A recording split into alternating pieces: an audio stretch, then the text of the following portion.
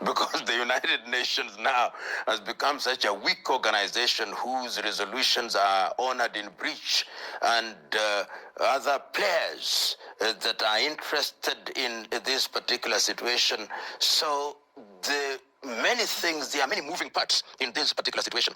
And those parts are such as to send danger signs to America and to Israel, and they could wait no more. But we cannot forget that there are other activities that are going on in the world. One cannot forget that there is activity between Russia and Ukraine. One cannot forget that there are activities within the Middle East, as it is called now. One cannot forget that there is a rising power in China, and that all these factors are also making the United States a little bit worried, and they do not want a clan state, if one may, of a side that is not their own. And remember, at one time, Benjamin Netanyahu is on record as saying that Israel is the largest warship for the United States of America in the Middle East. It is a stationary warship from which you can launch many things and neutralize enemies, real or perceived. And I think that their own assessment must have told them that even internally, the Ayatollahs are very weak, and to weaken them now would lead to regime change. I think there is appetite for diplomacy in the region. There is fatigue. The populations are tired. And we know that the Russian administration led by Vladimir Putin has a soft heart for the Iranian administration. We know that the Chinese have a soft heart for the Iranian administration. We also are aware that the North Koreans have a soft heart for the Iranian administration. If soft-heartedness is equal to being allies, then they are in that region. But we also know, on the other hand, that the state of Israel is almost seen as a pariah state in that neighborhood, and that the only friend they have, real friend if you may, is the United States of America. Because even Europe has been sending very clear messages. Europe, particularly the Portuguese, have spoken, the Spaniards have spoken, the French not as loudly as they should. The Germans have historical baggages, so they can't speak about and against Israel. And they are sending one message: don't fight wars on too many fronts. You are fighting in Gaza, you are fighting the Houthis, you are fighting Hezbollah in Lebanon, you are fighting everybody.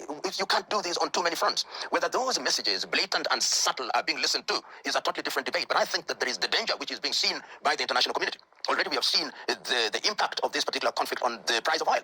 When you talk about the price of oil, everybody is affected. And we also know that that is a very busy area for shipping. So that in terms of the economic impact, the insurance companies all over Europe are beginning to suffer, and the international value chain and food chain, if you may, is being disrupted. So for all those reasons, you can see that there is appetite to ensure that there is a diplomatic solution. You can see the Saudis are making their voices heard, the Qataris are making their voices heard, and all reasonable commentators are sending one clear message: really, let's not continue with this. It can't be resolved otherwise. The situation in the Middle East, and particularly in the context of what is happening now, is dicey. And it is true that from a military perspective, at the end of this particular exercise, when and if there is a ceasefire, the commentators will say, but Israel has won anyway. But it is Pyrrhic victory. The cost of that victory, in my view, will be too high. Too high in what sense? Too high because you live in a neighborhood where everybody wants to strangle you. You live in a neighborhood where you cannot do business with your immediate neighbors. And that is not the kind of neighborhood that one wants. It is already a tough neighborhood, even without the war. But remember now that you have a neighborhood where you are internal population. You have Hamas, whether you have killed all their leaders, children and women and families have been wiped out, and they exist for only one reason: revenge.